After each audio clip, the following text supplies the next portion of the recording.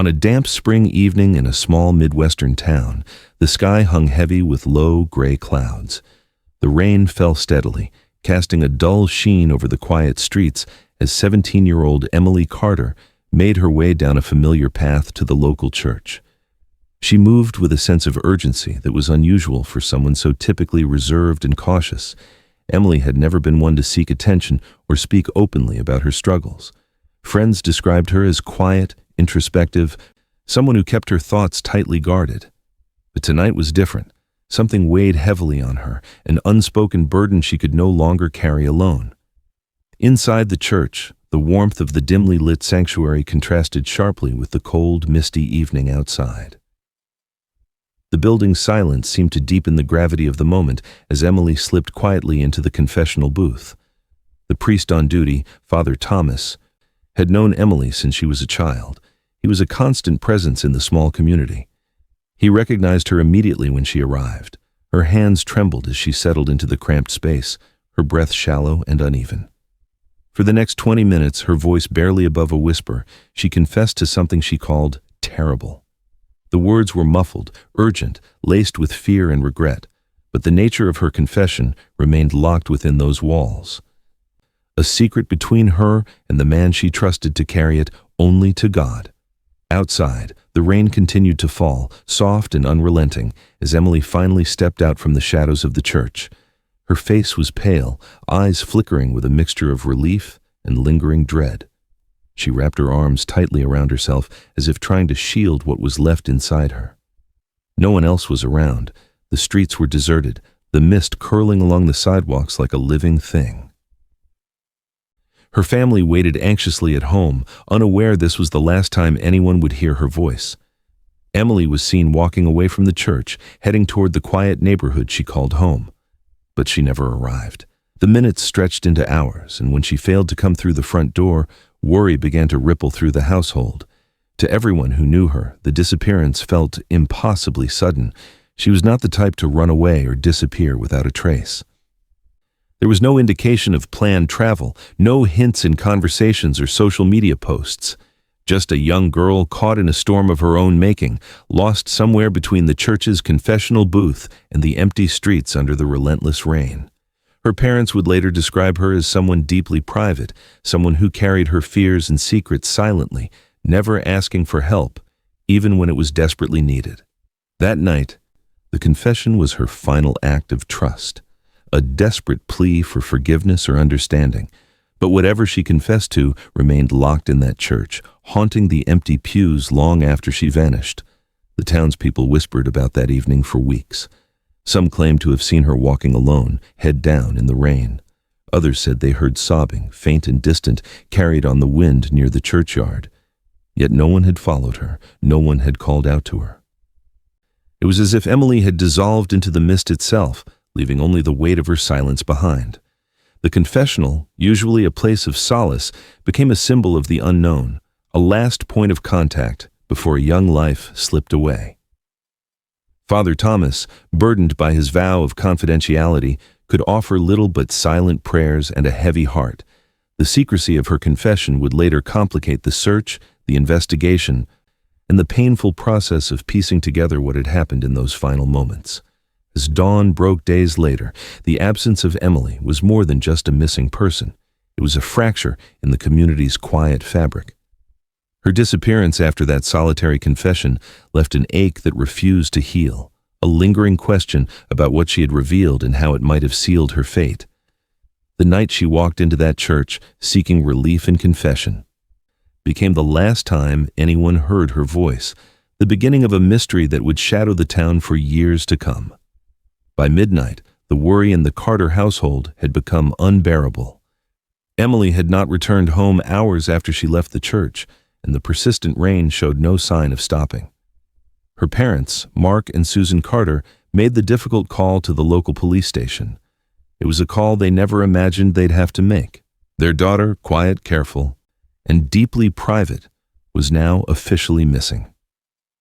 The words felt hollow when spoken aloud, but the weight of their meaning settled immediately over everyone involved.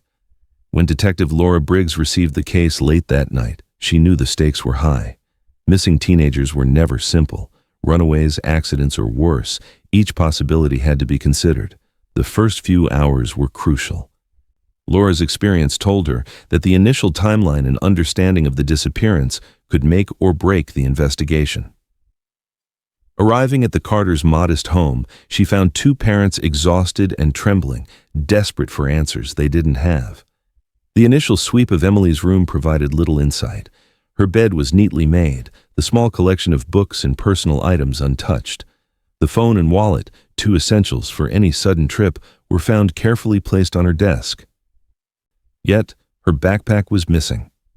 It was a strange detail, one that immediately caught the detective's attention. Why would she leave behind her phone and wallet but take her backpack? Had she planned to be gone only briefly? Or was someone else involved? The detective's first instinct was to question those closest to Emily. Friends described her as withdrawn, but stable, with no indication she was planning to run away. There were no fights, no arguments in recent weeks. On the contrary, they said she seemed distracted, even anxious, but never to the extent of planning an escape. The contradiction only deepened the mystery. Had she confided in anyone? The answers were vague, and a growing tension filled the room as no one seemed to know what had driven her to disappear. One of the most complicated aspects of the investigation was the involvement of Father Thomas, the priest at the church where Emily had confessed just hours before vanishing. Laura arranged to meet with him early the next day. He was a man torn between his religious vows and his concern for Emily's well-being. While he confirmed that she had appeared visibly distressed during their conversation, he refused to divulge any details, bound by the sanctity of confession. This silence, while understandable, frustrated the investigation. The confession was the last known moment Emily was seen. And yet the police were denied crucial information that might have explained her sudden departure. Meanwhile, the police began assembling every piece of available evidence. Security footage was reviewed meticulously, starting from the church's exterior cameras. Emily was seen leaving the confessional, her figure small against the vast, empty parking lot. She walked steadily down the street toward home. But when detectives traced the cameras beyond the church property, a troubling gap appeared. Coverage stopped abruptly just 3 blocks from her house, right where the streets became darker and less traveled. This blind spot in surveillance created a frustrating break in the timeline. What happened in those 3 blocks remained unknown. Detective Briggs expanded the search area, knocking on doors, speaking to neighbors, and checking local businesses for any sign of Emily. Few had noticed anything unusual that night. A nearby convenience store had no record of her presence, and no passers-by recalled seeing a teenage girl walking alone in the rain. The community, tight-knit and accustomed to peaceful nights, was rattled by the sudden disappearance, but largely silent. No immediate witnesses came forward. The lack of answers during the first 48 hours began to weigh heavily on the investigation team. Each lead seemed to reach a dead end. The police began to wonder if Emily had met someone after leaving the church, someone she trusted or feared. Theories grew: an abduction, a sudden decision to run, or something more sinister tied to the secret she carried in her confession. But without concrete evidence, these remained only possibilities. At home, the Carters' hope fluctuated between fear and denial. Each hour that passed without news deepened their despair. Mark and Susan pored over the last conversations with their daughter, searching for signs they missed. Friends and family gathered to organize search parties, their efforts a desperate attempt to reclaim Emily from the unknown. The emotional toll was raw and palpable. Silent tears in the dark, sleepless nights haunted by the echo of her absence. Throughout the early investigation, Detective Briggs remained methodical, aware that the smallest detail could become the key. Yet, the frustration of withheld information, the gaps in surveillance, and the silence of those closest to Emily created an almost impenetrable wall around the truth. The first critical 48 hours ended with more questions than answers, setting a tone of uncertainty and tension that would come to define the entire case. The missing girl's footsteps had vanished into the night, leaving behind only the faintest trace of her last known path and a growing urgency to find the truth before it slipped away entirely. The search for Emily Carter grew urgent as daylight stretched across the town's outskirts. Volunteers, neighbors, friends, even strangers drawn by the gravity of the case, fanned out across the nearby woods, the sprawling fields, and the winding riverbanks that bordered the community. The air was thick with tension, a silent prayer whispered among the trees and tall grass. It was a desperate effort, fueled by hope, but shadowed by the creeping dread that time was slipping away. Teams moved methodically, their eyes scanning the underbrush and tangled roots. Cadaver dogs, brought in by the county sheriff's office, worked tirelessly, noses close to the damp earth. Hours passed before one dog halted abruptly, nose raised, ears perked. The handler whispered a command, and the dog darted forward, tracing a scent that led to a narrow service road not far from the church. There, the ground was churned and muddy, tire tracks deep and fresh. The dogs followed the trail, but it soon faded near the edge of the road, swallowed by the wet earth and the heavy scent of oil. The dogs hesitated, confused, then lost the scent altogether. Investigators combed the area thoroughly. Along a rusty wire fence near the service road, a small, torn piece of fabric was discovered snagged on a sharp barb. The material was unmistakably part of Emily's jacket, the one she had worn the night she disappeared. The fabric was wet and frayed, but there was no blood, no sign of a struggle. This find offered a chilling confirmation that Emily had passed through this spot, but it deepened the mystery. Why had the trail abruptly ended there? The weather, once a steady rain, began to worsen. Dark clouds rolled in, and the wind picked up, scattering leaves and erasing what little evidence remained. Footprints in the soft earth disappeared under a fresh layer of rain, and the volunteers' efforts felt increasingly futile. The search area expanded, but each fresh step uncovered fewer clues. Frustration crept in, replacing hope with a gnawing uncertainty. As the days wore on, voices speculated, theories weaving through the tight-knit community like wildfire. Had Emily met someone after leaving the church? Someone she knew? Or was she taken by force? Her father, Mark, became convinced she had been abducted, unable to accept the possibility that she had run away or simply vanished on her own. His grief hardened into determination, driving him to push harder for answers, to refuse to let the case fade into the shadows. Meanwhile, Susan, her mother, wrestled with a darker fear. What if the confession Emily made that night was tied to something worse, something that put her in danger long before she stepped into the church?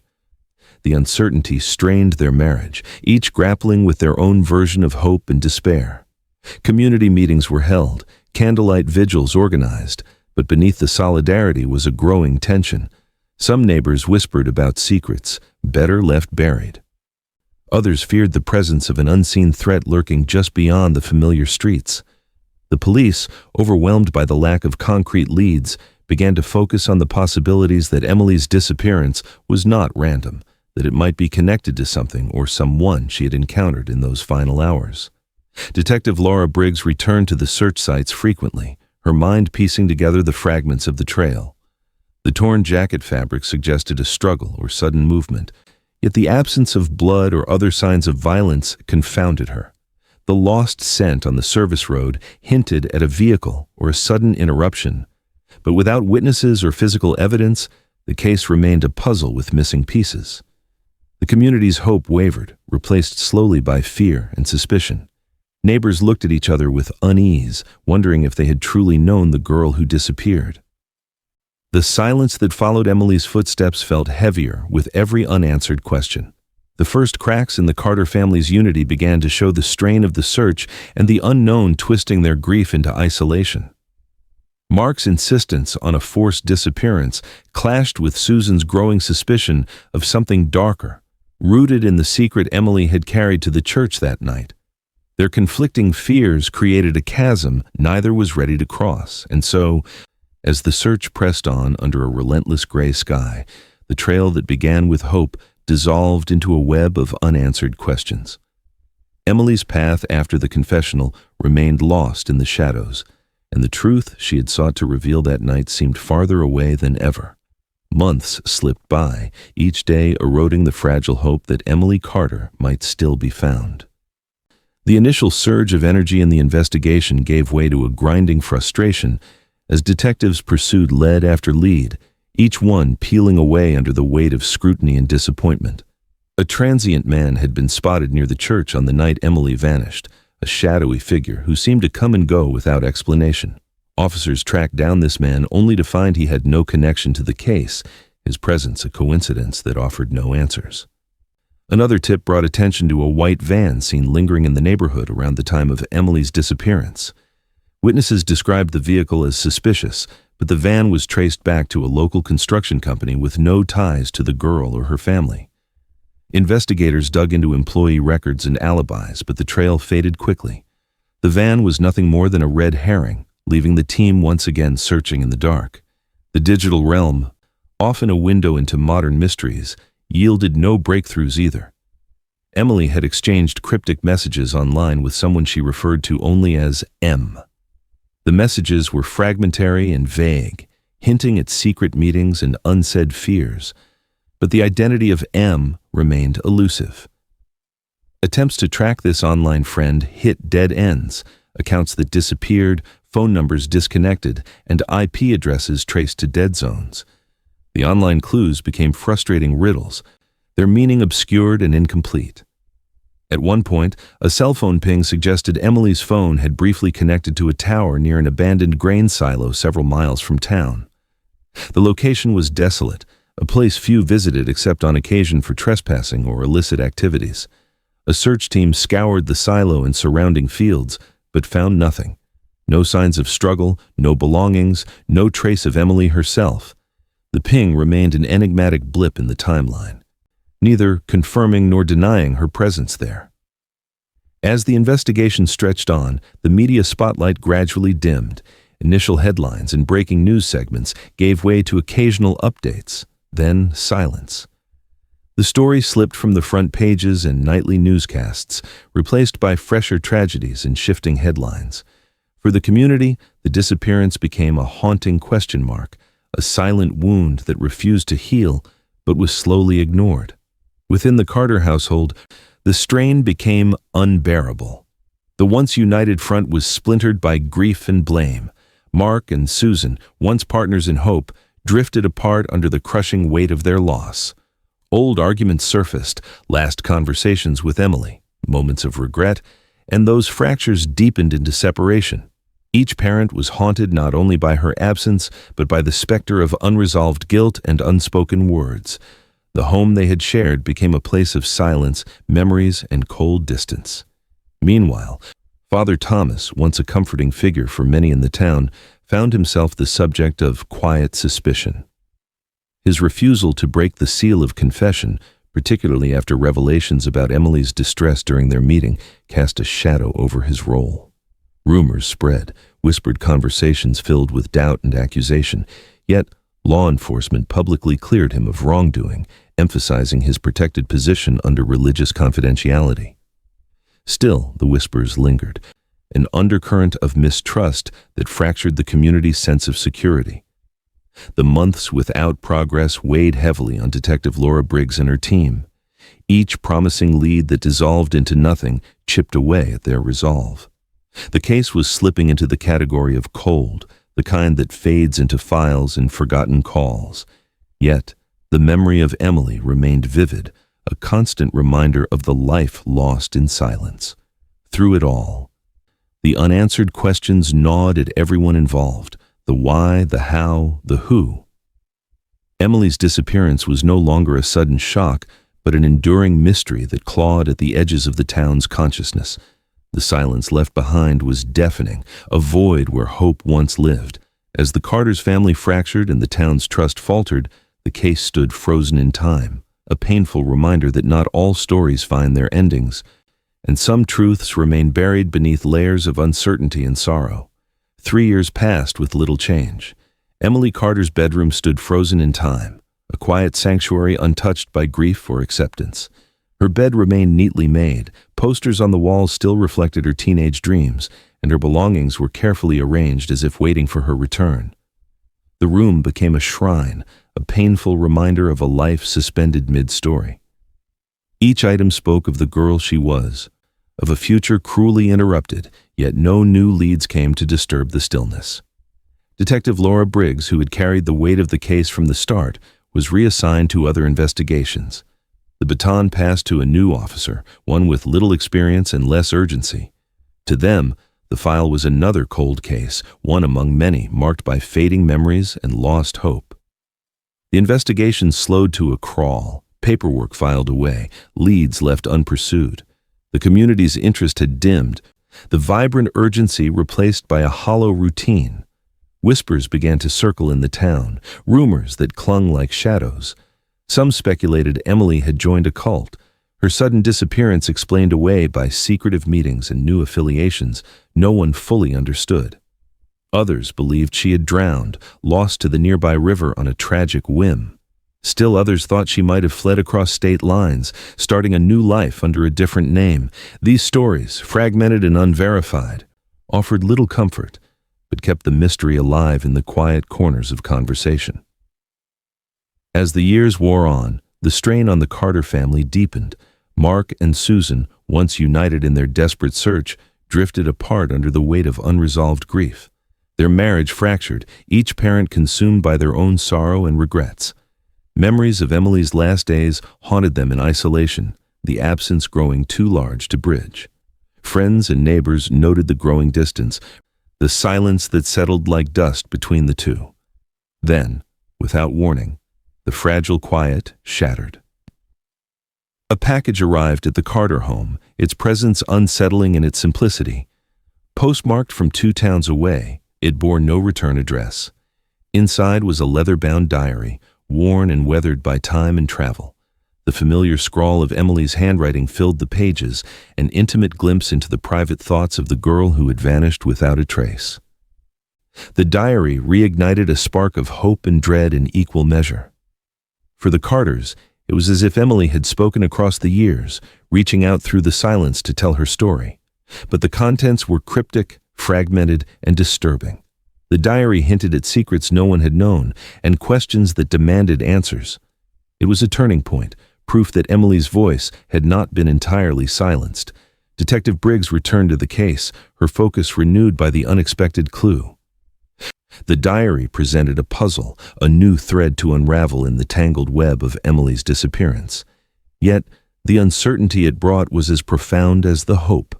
The diary's arrival reopened wounds that had barely begun to heal, forcing the community and the family to confront a past they had long tried to bury. The years of silence ended not with resolution, but with a whisper. Emily's words etched in ink, echoing from the shadows.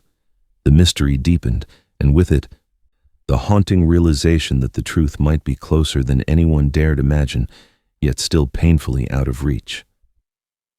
The diary opened a window into a life few had truly known, revealing months of private thoughts and hidden fears that painted a far more complex picture of Emily Carter than anyone had imagined. The earliest entries were careful and composed, capturing the everyday anxieties and hopes of a teenage girl. But as the pages turned, a different narrative emerged, one of secret meetings in the dead of night and a shadowy figure she referred to only as the listener. These cryptic references stirred more questions than answers. Who was this person? A confidant, a tormentor, or something far more dangerous? The entries spoke of a promise, one Emily felt compelled to keep, though the reasons remained vague and unsettling. Late-night meetings in secluded places hinted at a relationship built on fear or obligation rather than trust. The tone shifted from quiet desperation to urgent, fragmented thoughts as the weeks pressed closer to her disappearance. Her handwriting, once neat and deliberate, grew erratic. Pages marred by hurried scrawls, lines overwritten, and entire sections blacked out with thick strokes of marker. The obscured passages seemed like deliberate attempts to hide or protect certain truths, leaving a trail of shadows in the diary's narrative. The final entry, dated the very day Emily vanished, was chilling in its clarity. With trembling words, she wrote, "Tonight I tell him the truth. If I don't come back, it means he answered." Those lines hung in the air like a warning, a cryptic farewell. The identity of him was a mystery that haunted her family and the investigators alike. Was this a boyfriend she feared, a stalker who had followed her into the night, or perhaps someone connected to her confession at church. The ambiguity tore at those left behind, turning hope into fear. Forensic experts painstakingly verified the diary's authenticity. The paper, the ink, the handwriting, all confirmed to be Emily's. Yet, rather than shedding light, the diary deepened the enigma. The cryptic language, the hidden pages, the unresolved references, it was a puzzle wrapped in grief and silence. Each page seemed to hold a secret just beyond reach, taunting those desperate for answers. Mark and Susan Carter found themselves trapped between hope and dread. The diary was their daughter speaking to them across the years, but it was a voice muffled by fear and shadow. Reading her words was both a comfort and a torment, a reminder that she was still out there somewhere in those pages, and yet so far away. Detective Laura Briggs pored over the diary alongside her team, searching for clues that might unlock the truth. Every phrase was dissected, every crossed-out sentence examined. The references to the listener led to new lines of inquiry. Calls were made, backgrounds checked, but no definitive connection emerged. The diary's riddles refused to unravel, reinforcing the unsettling reality that Emily's story was far from complete. As the diary's weight settled over the case, the town felt its grip tighten. The pages bound a thread between past and present, memory and mystery, silence and revelation. It was a turning point that reignited the investigation, but offered no clear path forward. The diary spoke, but in whispers and riddles, an echo of Emily herself, elusive and haunting. With the diary in hand, the search for truth gained renewed urgency, but also a somber realization. Some secrets come at a price, and some confessions carry consequences too heavy to bear. The story of the girl who vanished after a confession was no longer just about disappearance. It was about a voice breaking through the silence, calling out from the darkness, and leaving behind a trail of questions that refused to fade. The arrival of Emily Carter's diary forced the case wide open again.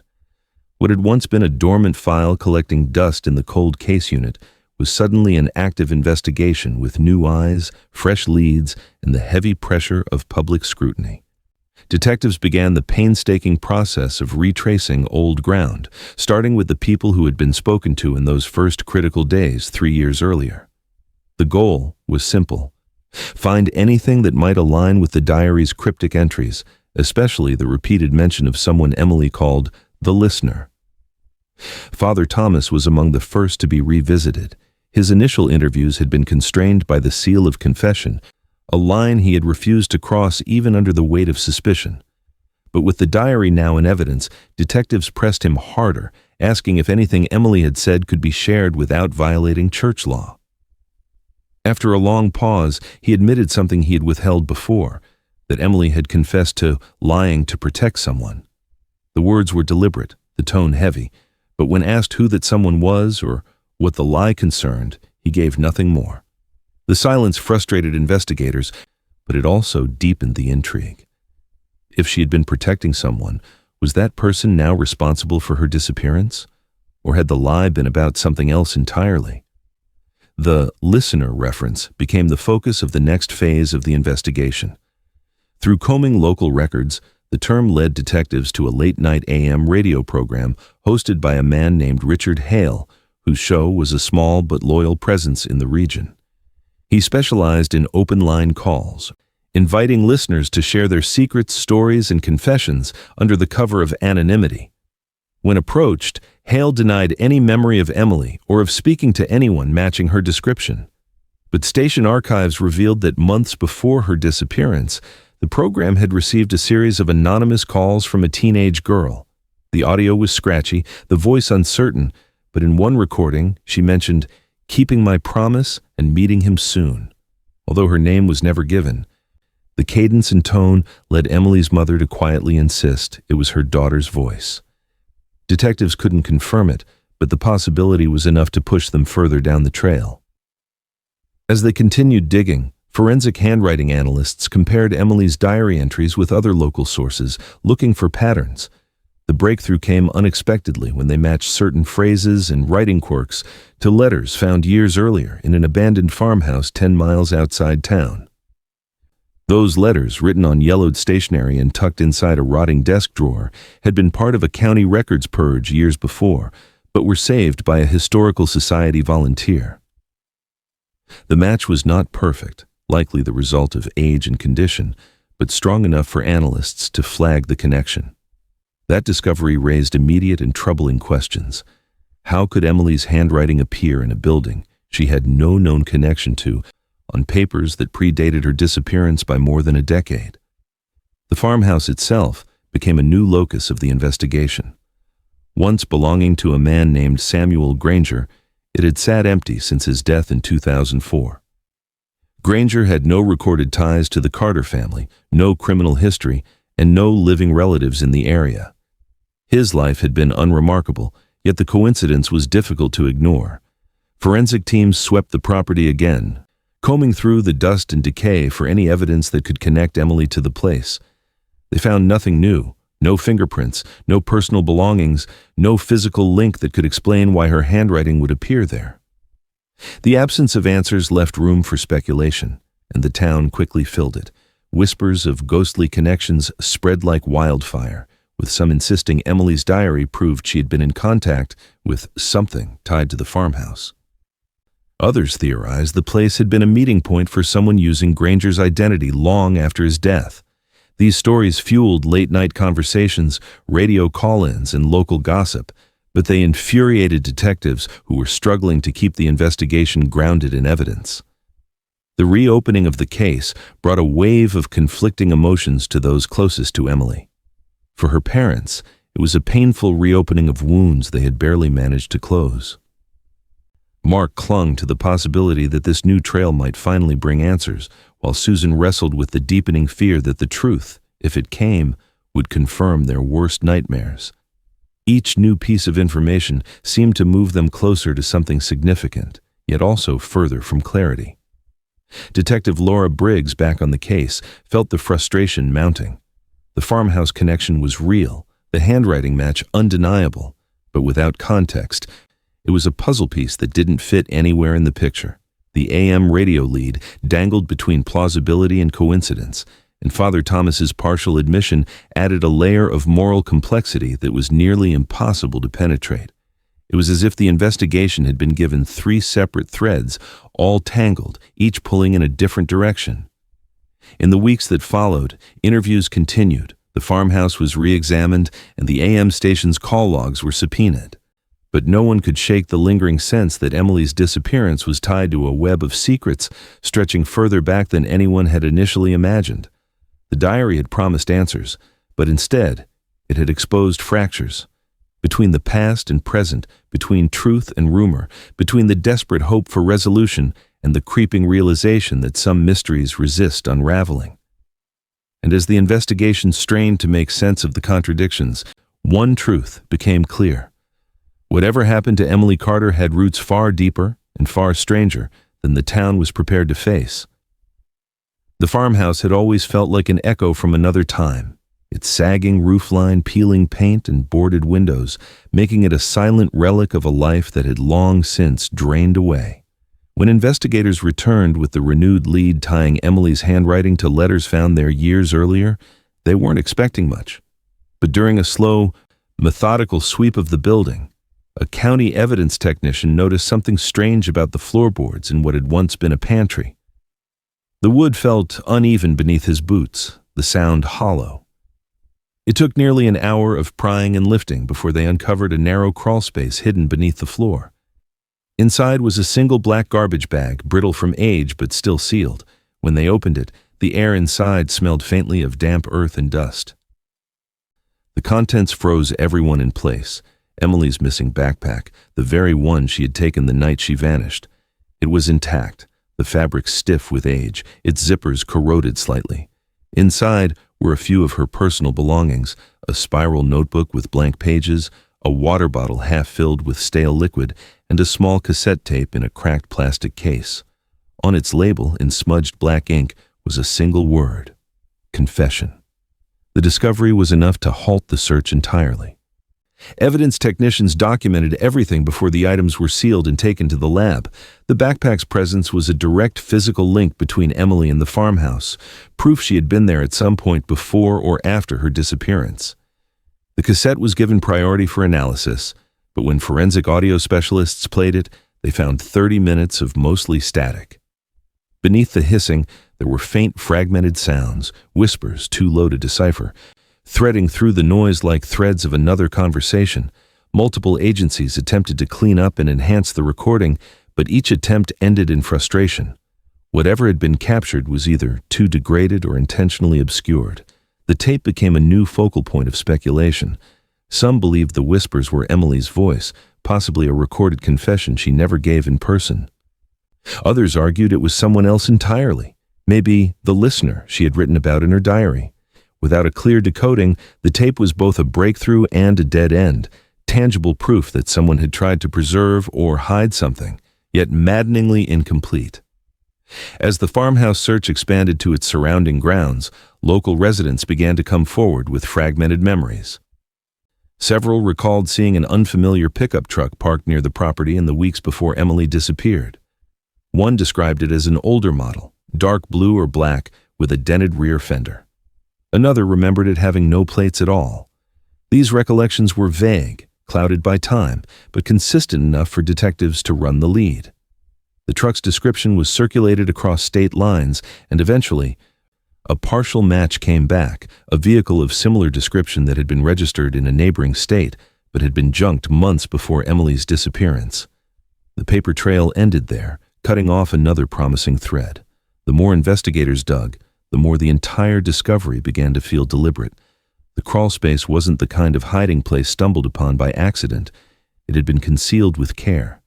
The fact that Emily's backpack, untouched for 3 years, had been stored there suggested that whoever was involved had time, opportunity, and confidence that no one would look for it. And the cassette, titled Confession, yet effectively mute, felt almost theatrical, as if it were meant to taunt those searching for her. Detective Laura Briggs couldn't shake the sense that the farmhouse was part of something larger, a staging point in a sequence of events that had been carefully orchestrated. Every physical clue connected back to Emily, but left just enough ambiguity to avoid giving up the truth. Even the local sightings of the pickup seemed to serve as an echo rather than a revelation, memories too faint to stand as evidence, yet strong enough to suggest the presence of someone who had been watching that property closely. For Emily's parents, the discovery was a gut punch. The backpack was undeniably hers. The sight of it, preserved almost as she had left it, brought back the night she walked out of the church and into the mist. It was proof that she had been somewhere after that, proof that she hadn't simply vanished into thin air. But the absence of her inside that crawlspace was just as loud as the discovery itself. It meant she had moved through it, left something behind, and then disappeared again. The farmhouse clue deepened rather than eased the mystery. The cassette remained locked in static. The truck lid had evaporated, and the crawlspace felt like a message without a signature. Everything pointed toward intent. Someone had planned this, had control over where her belongings ended up, and perhaps even when they would be found. The question was whether they were still out there, watching, knowing that the truth was still just out of reach. And as the case moved forward, every person involved began to understand the cruel reality. Finding Emily might not come from discovering more pieces, but from understanding why every piece so far seemed designed to keep her just beyond their grasp. The deeper the investigators delved into Emily Carter's diary, the more its pages seemed to pull them toward a single unnerving conclusion. On the night she vanished, she had planned to meet someone. That someone, repeatedly referred to as the listener, was the central figure in her final entries, a presence that seemed to occupy her thoughts and dictate her actions in the weeks leading up to her disappearance. It wasn't a name the detectives could cross-check in databases or match to any known person. It felt more like a title, a role. And for Emily, it carried a weight that was impossible to ignore. Careful analysis of the diary's coded language revealed something that had been missed during the first investigation. One entry, written in hurried, slanted handwriting just 2 days before she disappeared, mentioned a meeting spot. Not the usual place, the old one by the water. Investigators had assumed at the time that Emily meant a familiar landmark close to home. But when paired with her final entry, "Tonight I tell him the truth. If I don't come back," it means he answered. It became clear this location had never been checked in those crucial first days. Cross-referencing local maps and historical records, detectives identified a site that matched Emily's description. An abandoned stone bridge over the river, a place rarely visited and almost forgotten, 2 miles beyond the original search grid. The bridge was a relic from the early 1900s, long since closed to vehicle traffic and partially reclaimed by overgrowth. Its stonework was cracked, the iron railings rusted and warped, and the river beneath ran cold and fast, fed by hidden springs. It wasn't the kind of place one stumbled upon by accident. You had to know it was there. In the years since Emily's disappearance, no search teams had ventured there. That decision now felt like an oversight too big to ignore. When investigators arrived, they brought a dive team to sweep the waters beneath. The current was unpredictable, and visibility was almost non-existent. But on the second day, a diver surfaced holding something small and metallic. It was a rusted key, the kind used for a heavy-duty bicycle or padlock, wrapped carefully in layers of black electrical tape. Etched crudely into the metal, beneath the corrosion, were 2 letters. EC, Emily's initials. The key had been deliberately protected from the elements, the tape still mostly intact despite years submerged. It was placed into evidence and sent for analysis. But initial testing revealed no fingerprints, no DNA. The object was as enigmatic as the diary itself. The key's purpose became the new central question. What lock had it once opened? Investigators combed through storage rental facilities, school lockers, and any location where Emily might have stored something important, but nothing matched. The presence of the tape suggested she had wanted to hide the key's identity or protect it until it could be used. To some, it felt like a breadcrumb she had left behind in case she couldn't speak for herself. A retired investigator, brought in as a consultant after following the case in the media, offered a theory that gripped both police and the Carter family. In his view, the diary and the key weren't separate clues, but part of a deliberate message. He believed Emily had been preparing to expose someone dangerous, possibly someone who operated within the community, someone trusted enough to avoid suspicion. The diary, he suggested, had been mailed not as a random resurfacing, but as a calculated act by someone who either wanted the truth to come out slowly or wanted to control how it unfolded. "It's both a warning and a puzzle," he told the team. "Someone is daring you to figure it out." This theory casts the diary's delayed arrival in a new light. If it had been sent 3 years after her disappearance, it meant either Emily had been alive for much longer than anyone realized, or someone had held onto it intentionally before releasing it into the world. The bridge, the key, and the diary together suggested planning, a chain of events mapped out with precision, but the reason for that planning remained just out of reach. The speculation surrounding Emily's disappearance reignited with a vengeance. Some locals leaned toward the idea that she had been caught up in a trafficking network, lured or coerced into a meeting under false pretenses, only to realize, too late, the danger she was in. Others whispered about a small-town cover-up, the kind where those in power protect their own at the expense of justice. The fact that her final meeting spot had never been searched back then was taken by some as proof that someone had guided the investigation away from it. Each theory had its adherents, but none could be proven. For the Carters, the discovery of the key was a double-edged revelation. On one hand, it was undeniable proof that Emily had been at the bridge the night she disappeared. On the other, it suggested she had been carrying something too important, or too dangerous, to leave behind. Susan Carter became convinced the key was linked to the promise Emily had mentioned in her diary, the one she said she couldn't break. Mark Carter, increasingly certain his daughter had been targeted, saw the bridge as the place where that promise had cost her freedom, or worse. Detective Laura Briggs pressed forward, methodically working through every possibility. She traced the history of the bridge, interviewed people who had lived nearby at the time, and followed up on the sightings of unfamiliar vehicles in the area. But each lead withered under scrutiny. No one remembered seeing Emily that night, and no vehicle registrations tied back to anyone connected to her.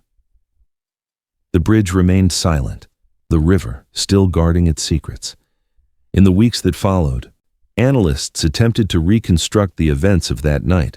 They imagined Emily leaving the church after her confession, heading not toward home but toward the old stone bridge, perhaps carrying the key in her pocket, maybe the diary in her bag.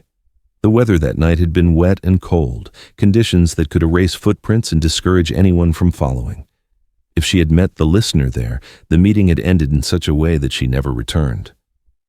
Whether that was because she had been taken or because she had chosen to vanish was a question no one could answer.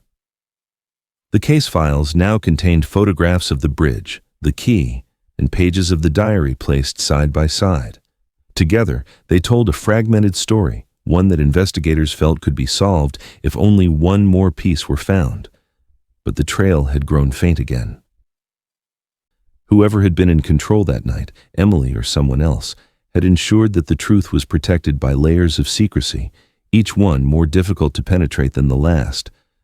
For the Carter family, the discovery at the bridge rekindled the unbearable cycle they had endured for 3 years: hope, fear, and the crushing return of uncertainty.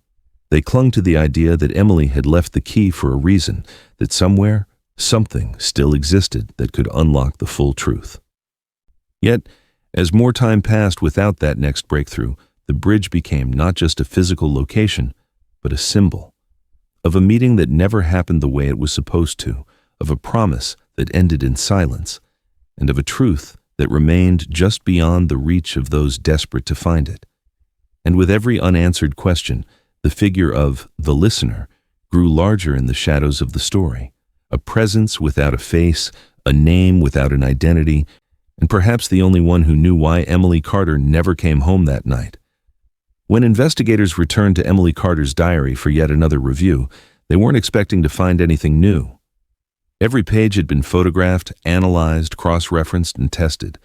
But during a final inspection, one officer noticed a subtle bulge beneath the fabric of the back cover. The lining was carefully cut away, revealing a thin slit where a single sheet of paper had been folded and pressed flat. Hidden so skillfully it could have gone unnoticed forever. The page was fragile, creased sharply down the middle, and stained along one edge. In handwriting that was unmistakably Emily's, only now far shakier than in any of her other entries, were the words, "If he finds this, he'll know I didn't stay quiet." The ink was faint in places, the strokes uneven, as if her hand had been trembling when she wrote it.